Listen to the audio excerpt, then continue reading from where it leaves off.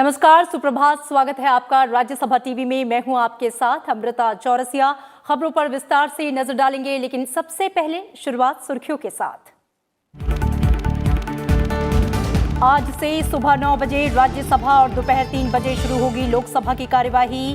उच्च सदन में इंसॉल्वेंसी और बैंक्रप्सी कोड दूसरा संशोधन विधेयक 2020 समेत 2 बिल किए जाएंगे पेश। वायुयान संशोधन विधेयक 2020 पर होगी आगे की चर्चा।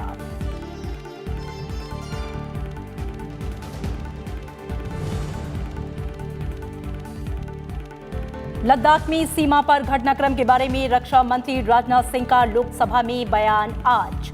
संसद सदस्य वेतन, भत्ता और पेंशन संशोधन विधेयक 2020 समेत 3 अहम विधेयक कार्यसूची में शामिल। सत्र के पहले दिन राष्ट्रीय होम्योपैथी आयोग विधेयक 2020 और राष्ट्रीय भारतीय आयुर्विज्ञान प्रणाली आयोग विधेयक 2020 को संसद की मंजूरी।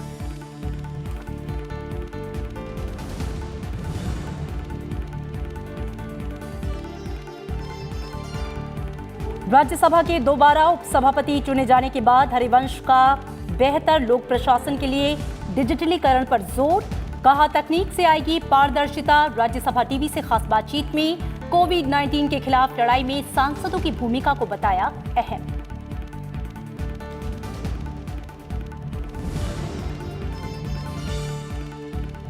प्रधानमंत्री नरेंद्र मोदी आज बिहार में कई महत्वपूर्ण परियोजनाओं का करेंगे उद्घाटन और शिलान्यास। 541 करोड़ की लागत से शहरी बुनियादी ढांचे से जुड़ी परियोजनाओं से विकास और पर्यटन को मिलेगा बढ़ावा।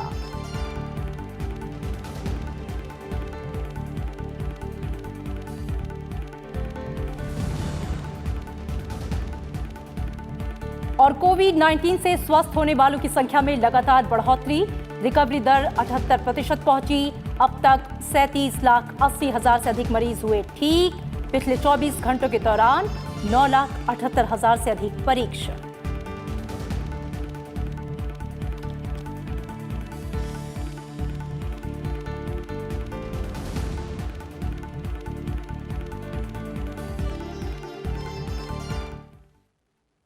और संसद के मॉनसून सत्र का आज दूसरा दिन है। आज दूसरे दिन राज्यसभा की जो कार्रवाई है वो सुबह 9 बजे शुरू होगी और दोपहर 1 बजे तक चलेगी, जबकि लोकसभा की कार्यवाही दोपहर 3 बजे से शाम 7 बजे तक चलेगी। आज के एजेंडे की बात करें तो दोनों सदनों में अहम विधायी कामकाज शामिल हैं। राज्यसभा में आज 2 अहम विधेयक पेश किए जाने हैं। इनमें दिवाला और शोधन अक्षमता संहिता दूसरा संशोधन विधेयक 2020 और राष्ट्रीय सहबद्ध और स्वास्थ्य देखरेख वृत्ति आयोग विधेयक 2020 शामिल है। केंद्रीय स्वास्थ्य मंत्री डॉक्टर हर्षवर्धन सहबद्ध और स्वास्थ्य देखरेख वृत्ति आयोग विधेयक 2018 को वापस लिए जाने का भी प्रस्ताव करेंगे। इसके अलावा उच्च सदन में वायुयान संशोधन विधेयक 2020 पर आगे विचार होगा। साथ ही आयुर्वेद शिक्षण और अनुसंधान संस्थान विधेयक 2020 और होम्योपैथी केंद्रीय परिषद संशोधन विधेयक 2020 विचार और पारित किए जाने के लिए एजेंडे में है।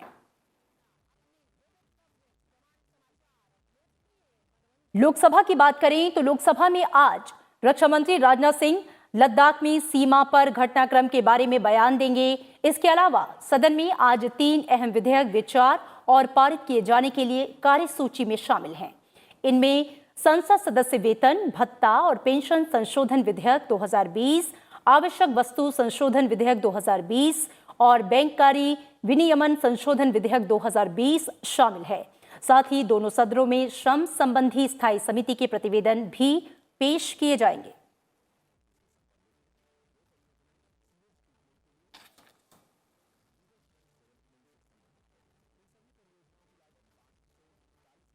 और लद्दाख में सीमा पर घटनाक्रम के बारे में रक्षा मंत्री राजनाथ सिंह आज लोकसभा में बयान देंगे।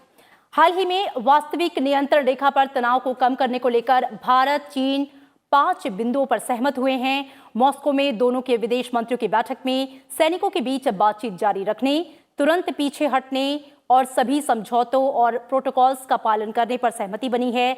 साथ ही ये फैसला लिया गया है कि स्पेशल रिप्रेजेंटेटिव मैकेनिज्म के जरिए बातचीत और सीमा मुद्दे पर WMCC की बैठकें जो हैं वो जारी रहेंगी।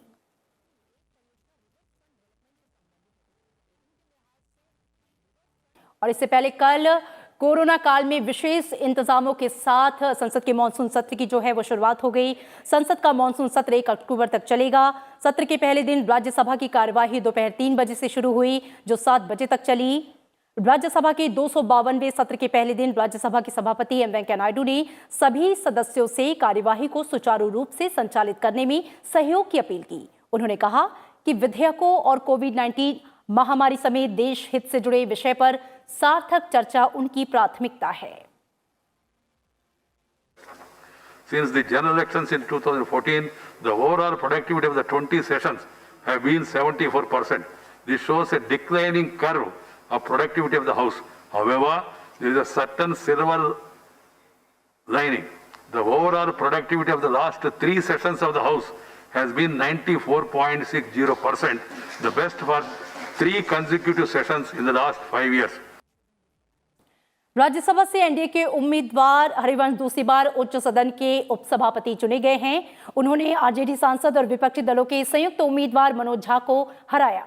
बीजेपी सांसद जेपी नड्डा के प्रस्ताव को सदन में ध्वनिमत से स्वीकार कर लिया गया। संसद के मॉनसून सत्र और राज्यसभा के 252वें सत्र के पहले दिन जेडीयू सांसद और एनडीए के उम्मीदवार हरिवंश को लगातार दूसरी बार राज्यसभा के उपसभापति के रूप में चुना गया। उपसभापति के चुनाव की प्रक्रिया शुरू करते हुए सभापति एम वेंकैया नायडू ने कहा कि उपसभापति के चुनाव के लिए 5 प्रस्ताव मिले हैं। इसके बाद सबसे पहले बीजेपी के जेपी नड्डा ने प्रस्ताव को सदन के समक्ष मंजूरी के लिए पेश किया। मैं जगत प्रकाश नड्डा आपकी अनुमति से ये प्रस्ताव करता हूं कि श्री हरिवंश जी को राज्यसभा का उपसभापति चुना जाए। जेपी नड्डा के प्रस्ताव को सदन ने ध्वनि मत से स्वीकार कर लिया। इसके बाद सभापति एम वेंकैया नायडू ने हरिवंश के उपसभापति चुने जाने की घोषणा की। I declare that Sri Harivansh ji has been chosen as the deputy chairman of the Rajya Sabha. Harivansh के उपसभापति चुने जाने के बाद प्रधानमंत्री नरेंद्र मोदी समेत कई दलों के सदस्यों ने उन्हें बधाई दी। मैंने महसूस किया है हरिवंश जी के लिए जो सम्मान और अपनापन मेरे मन में है, इन्हें करीब से जानने वाले लोगों के मन में है, वही अपनापन और सम्मान आज सदन के हर सदस्य के मन में भी है। ये भाव, ये आत्मीयता हरिवंश जी की अपनी कमाई हुई पूंजी है। बहुत कम समय में इस पद पर रहकर सभी दलों के जो प्रतिनिधि इस सदन में हैं, उनके साथ न्याय करने का पूरा प्रयास किया है। वो बहुत ही बड़े विद्वान हैं, लेखक हैं, और इस फील्ड से जो आते हैं उनके लिए सभी बराबर होते हैं। आज तो हिंदी दिवस है और आज शुभ दिन है। आप एक महान पत्रकार भी है, so this is a good day. You have got elected, re-elected to this as the deputy chairman. Harivansh ji and I have a long history of being neighbors, because today also he is sitting in a temporary seat, I am sitting in a temporary seat. Again we are neighbors. उपसभापति महोदय जो चयनित हुए हैं हरिवंश जी, ये कभी भी मामला 2 व्यक्तियों का नहीं था, कभी भी नहीं, और कभी भी मामला व्यक्तियों का नहीं होना चाहिए, क्योंकि व्यक्ति विमर्श में मुद्दे छूट जाते हैं। 2 प्रस्थापनाओं के बीच की बात थी। अच्छा हुआ कि मध्य रास्ते हमने रुक करके ये तय किया कि एक यहाँ मिलन मंदिर है जहां बातचीत हो सकती है। ये लोकतंत्र की सबसे खूबसूरत चीज है सर। जेडीयू सांसद हरिवंश लगातार दूसरी बार राज्यसभा के उपसभापति बने हैं। इससे पहले हरिवंश को 9 अगस्त 2018 को राज्यसभा के उपसभापति के लिए चुना गया था। उनके पहले कार्यकाल की सदस्यता की अंतिम तारीख 9 अप्रैल 2020 थी। इस तारीख तक वे उच्च सदन के उपसभापति के पद पर रहे। इसके बाद 10 अप्रैल 2020 से हरिवंश एक बार फिर राज्यसभा के सदस्य के तौर पर चुने गए। अरविंद कुमार सिंह, राज्यसभा टीवी। सभापति एम वेंकैया नायडू ने नवनिर्वाचित उपसभापति हरिवंश को पिछले कार्यकाल के लिए उनकी सराहना की और आगामी कार्यकाल के लिए उनको शुभकामनाएं दी। इसके साथ ही उपसभापति हरिवंश ने भी सदन के सभी सदस्यों का आभार जताया। I rarely see Harivansh ji without a smile on his face. That's a great quality in conducting the proceedings of the House in spite of even grave provocations at times. I once again extend my best wishes to Harivansh ji. I am sure he continues to serve this august House with the same zeal, tenacity and vigor that is worthy of stature and dignity of this House. आप सबके सौजन्य से यह दायित्व हमें मिला है, आभारी हूँ। गोदे मुराहरी ने जब यह पद संभाला तो उन्होंने कहा था कि मुझे डर लग रहा है। ऐसी हालत मेरी है। ऐसे लोगों के बीच हूं मैं जिनका संसदीय जीवन बहुत लंबा और समृद्ध है, पर वही मेरी ताकत है। जब भी ऐसे क्षण पहले भी आए और आगे भी आएंगे, रूल्स और प्रोसीजर से कैसे आगे बढ़े, वही सारे माननीय लोग मिलकर हमें रास्ता बताते हैं। मॉनसून सत्र के पहले दिन हरिवंश को राज्यसभा का दोबारा उपसभापति चुना गया। इसके बाद उन्होंने राज्यसभा टीवी से खास बातचीत की, जिस दौरान उन्होंने कहा कि कोविड-19 के समय में सांसदों की जो भूमिका है वो और अहम हो जाती है। उनकी जिम्मेदारी है कि वो लोगों की सुरक्षा और सहयोग के लिए हर मुमकिन कोशिश करें।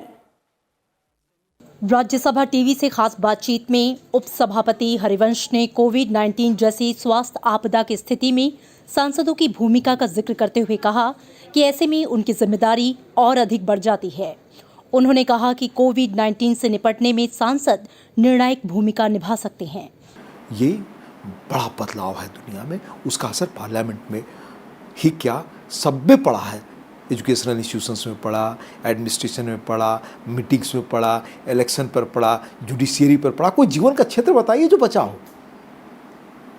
तो निश्चित तौर से बदले हुए समय में हमें अपने काम को बदल करके फिर पार्लियामेंट को रोल मॉडल बनना पड़ेगा। ये पार्लियामेंट के सारे सदस्यों के सामने चुनौती है।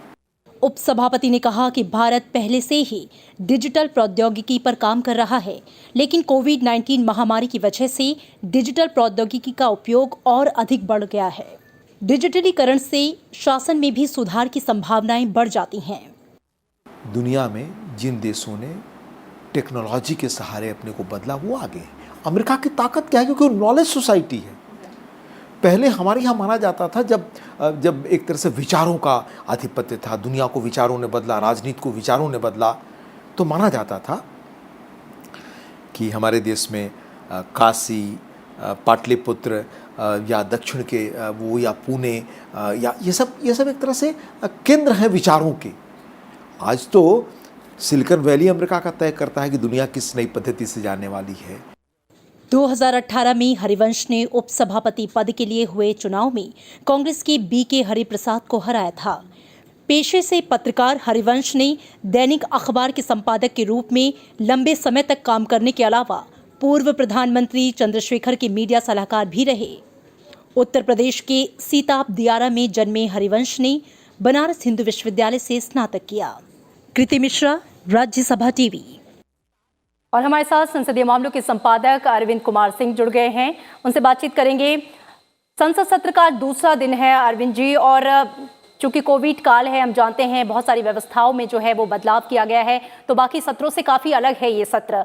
आज अगर हम लोकसभा और राज्यसभा की कार्रवाइयों की बात करें तो लद्दाख में सीमा पर घटनाक्रम के बारे में रक्षा मंत्री जो है वो लोकसभा में बयान देंगे। इसके अलावा राज्यसभा में भी जो है इंसॉल्वेंसी, बैंक्रप्सी कोड, दूसरा संशोधन विधेयक समेत 2 बिल पेश किए जाएंगे। इसके अलावा और क्या अहम विधायी कामकाज हैं जो आज के एजेंडे में शामिल हैं?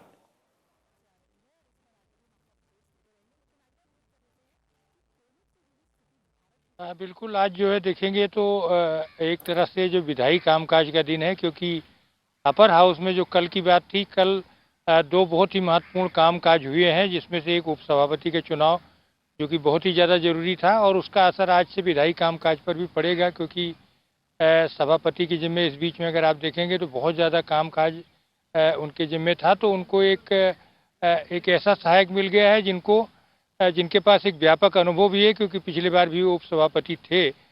तो निश्चित तौर पर आज से अगर आप देखेंगे तो जो विधायी कामकाज है उसकी शुरुआत हो रही है, और जो रिवाइज लिस्ट ऑफ बिजनेस है अगर आप देखेंगे तो उसमें मतलब एक काफ़ी समय से सरकार जिस बात के लिए प्रयास कर रही थी, जो एक महत्वपूर्ण विधेयक है जिसको एयरक्राफ्ट अमेंडमेंट बिल है, ये काफ़ी महत्वपूर्ण विधेयक है। और इसके अलावा जो कंसिडरेशन और पासिंग के लिए एक होम्योपैथिक सेंट्रल काउंसिल बिल है, आपने देखा होगा कि लोकसभा में कल इस पर काफ़ी विस्तार से चर्चा हुई थी। और जैसा कि कल सभापति जी ने कहा था, जो स्टैंडिंग कमेटियों की कई बड़ी महत्वपूर्ण रिपोर्टें जो है वो रखी जानी है, जिनमें से दो अगर आप देखेंगे तो लाभ मतलब ये इसका जो श्रम संबंधी स्थायी समिति की भी रिपोर्ट यहाँ है, ये पहले ही स्पीकर को दी जा चुकी है। और पिटीशंस कमेटी है जो राज्यसभा की यानी याचिका समिति, उसकी भी रिपोर्ट जो है रखी जानी। तो कुल मिलाकर के ये है यहाँ की इस समय जो है जबकि आप जानते हैं कि 23 ऐसे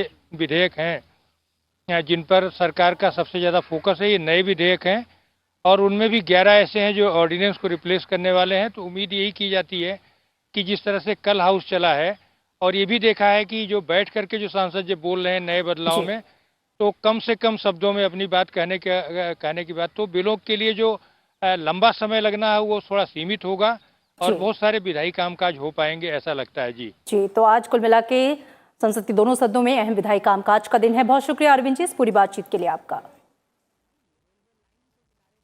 और मॉनसून सत्र के पहले दिन लोकसभा में राष्ट्रीय होम्योपैथी आयोग विधेयक 2020 और राष्ट्रीय भारतीय आयुर्विज्ञान प्रणाली आयोग विधेयक 2020 ध्वनिमत से पारित हो गए। इसके साथ ही दोनों विधेयकों को संसद की मंजूरी मिल गई। दोनों विधेयकों को बजट सत्र के दौरान ही राज्यसभा से मंजूरी मिल चुकी है। लोकसभा में विपक्षी दलों ने मत विभाजन की मांग नहीं की। हालांकि कांग्रेस और तृणमूल कांग्रेस ने बिल के कई प्रावधानों पर असहमति जाहिर की। शिवसेना ने दोनों विधेयकों का समर्थन किया। विधेयक पर चर्चा के दौरान केंद्रीय स्वास्थ्य मंत्री डॉक्टर हर्षवर्धन ने कहा कि दोनों विधेयक पारंपरिक भारतीय चिकित्सा प्रणाली को मजबूत करने के लिहाज से काफी अहम हैं। इन दोनों कमीशंस के बनने के बाद जिस प्रकार से नेशनल मेडिकल कमीशन का एक हिस्टोरिक रिफॉर्म भारत के अंदर आज़ादी के 70 साल के बाद इंट्रोड्यूस हुआ, उसी प्रकार से इंडियन सिस्टम्स ऑफ मेडिसिन और होम्योपैथी को भी इन कमीशंस के बनने के बाद एक बहुत अधिक प्रगति के पथ पर, ट्रांसपेरेंसी के पथ पर और करप्शन फ्री एजुकेशन और मेडिकल एजुकेशन के बड़े रिफॉर्म्स की दिशा में हम आगे बढ़ाने में सफल होंगे। इसके साथ साथ ये भी मैं सूचित करना चाहता हूँ कि सरकार आने वाले समय के अंदर योगा के बारे में भी इसी प्रकार का जो है एक कमीशन जो है बनाकर वो भी उसके बारे में भी विचार कर रही है। देश कोरोना महामारी के असर से मजबूती से लड़ रहा है। कोरोना को लेकर केंद्रीय स्वास्थ्य मंत्री डॉक्टर हर्षवर्धन ने संसद को ये जानकारी दी है। लोकसभा में डॉक्टर हर्षवर्धन ने कहा कि आज देश में पर्याप्त मात्रा में कोरोना की रोकथाम के लिए पीपीई किट, दवाइयां और अन्य सुविधाएं मौजूद हैं और दुनिया के अन्य देशों के मुकाबले भारत की जो स्थिति है वो बेहतर है। The Government of India undertook the COVID-19 challenge with the highest level of political commitment. The nationwide lockdown, a bold decision undertaken by the government, duly involving community, initiated as self-imposed Janta curfew as per the call given by the Honorable Prime Minister, is testimony to the fact that India has collectively stood up to manage COVID-19 and successfully blunted the aggressive progression of COVID. और इसी के साथ bulletin में यहां पे रुकेंगे एक छोटे से ब्रेक के लिए। आप देखते रहिए राज्यसभा टीवी।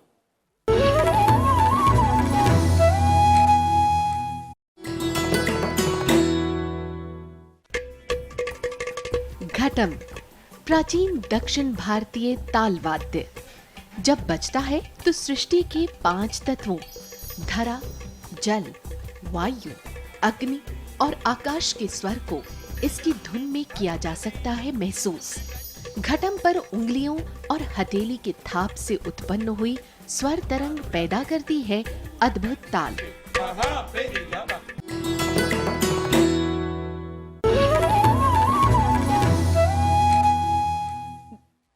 ब्रेक के बाद स्वागत है आपका। आप देख रहे हैं राज्यसभा टीवी। प्रधानमंत्री नरेंद्र मोदी आज वीडियो कॉन्फ्रेंसिंग के जरिए बिहार में शहरी बुनियादी ढांचे से जुड़ी हुई 7 महत्वपूर्ण परियोजनाओं का उद्घाटन और शिलान्यास करेंगे।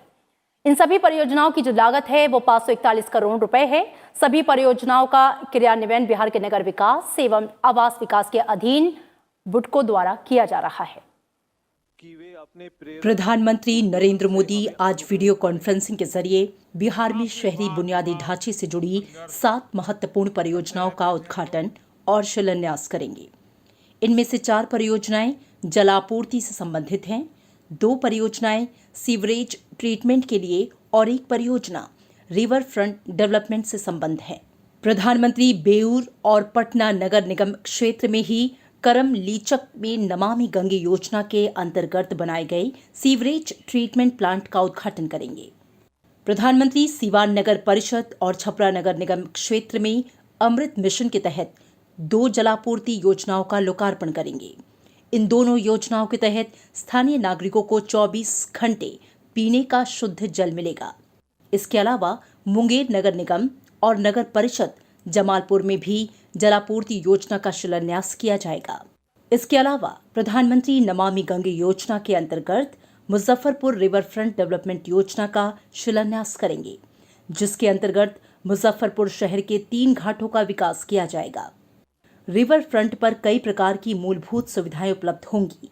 इन घाटों पर आकर्षक साइनेज, सुरक्षा व्यवस्था एवं पर्याप्त रोशनी भी उपलब्ध होगी। रिवर फ्रंट का निर्माण हो जाने से पर्यटन में भी बढ़ावा मिलेगा। Bureau report, Rajya Sabha TV. केंद्र सरकार ने प्याज की सभी किस्मों के निर्यात पर तत्काल प्रभाव से रोक लगा दी है। विदेश व्यापार महानिदेशालय इस संबंध में उन्होंने कल अधिसूचना जारी की है। इस फैसले का उद्देश्य घरेलू बाजार में प्याज की उपलब्धता बढ़ाना और कीमतों को काबू में रखना है।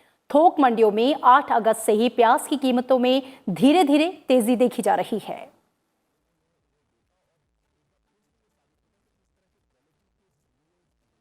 और 14 सितंबर को जारी आंकड़ों के मुताबिक पिछले एक दिन में 77,000 से अधिक कोविड रोगी जो हैं वो स्वस्थ हुए हैं। देश में कोविड-19 के स्वस्थ होने वालों की जो दर है वो 78% पहुंच गई है। कोविड-19 से स्वस्थ होने वालों की संख्या में लगातार बढ़ोतरी हो रही है। संक्रमित लोगों की कुल संख्या 20.36% रह गई है। स्वास्थ्य मंत्रालय के अनुसार स्वस्थ होने वालों की कुल संख्या 37,80,000 से अधिक हो गई है। वहीं सक्रिय मामलों की संख्या 9,86,695 है। पिछले एक दिन में 92,071 नए मामले सामने आए हैं। इसके साथ ही संक्रमितों की कुल संख्या 48,86,424 हो गई।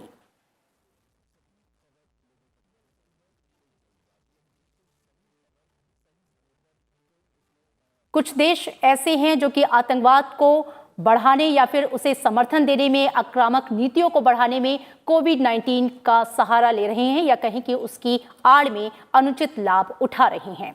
संयुक्त राष्ट्र में भारत के स्थायी प्रतिनिधि टीएस त्रिमूर्ति की ये टिप्पणी संयुक्त राष्ट्र में भारत के स्थायी मिशन में भारत संयुक्त राष्ट्र विकास साझेदारी निधि की 3वीं वर्षगांठ को संबोधित करते हुए उन्होंने की। टीएस त्रिमूर्ति ने कहा कि ऐसे समय में जब कुछ देश विभाजनकारी विघटन फैलाने या आतंकवाद को अपना समर्थन बढ़ाने या आक्रामक नीतियों को अपनाने के लिए कोविड-19 का अनुचित लाभ उठाने में व्यस्त हैं, भारत इसके जवाब में कमजोर देशों के समर्थन में आगे आया है। उन्होंने कहा कि महामारी में तुरंत चिकित्सा आपूर्ति की जरूरत है। ये राष्ट्रीय स्वास्थ्य क्षमताओं को मजबूत करती है और इस संकट के दौर में विविध सामाजिक आर्थिक प्रभाव को कम करती है।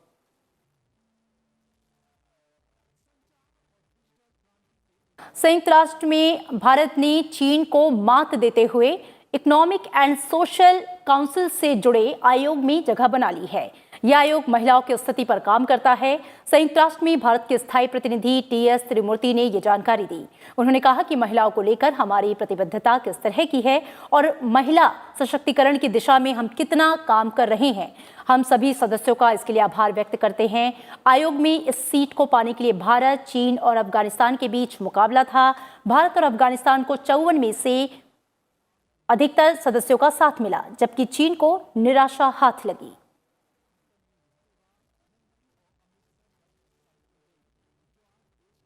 और योशिहिदे सुगा को जापान की लिबरल डेमोक्रेटिक पार्टी का नेता चुन लिया गया है। इस तरह से उनका जापान का नया प्रधानमंत्री बनना लगभग तय है।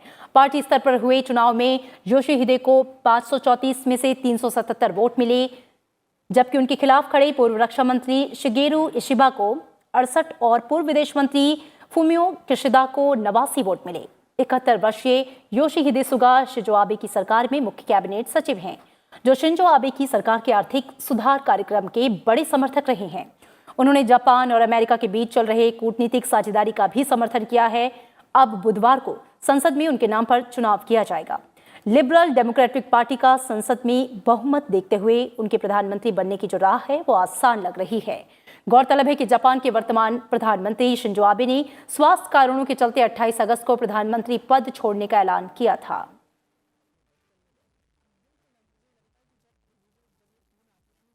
और इन तमाम खबरों के साथ इस बुलेटिन में फिलहाल इतना ही। दीजिए इजाजत और आप देखते रहिए राज्यसभा टीवी। नमस्कार।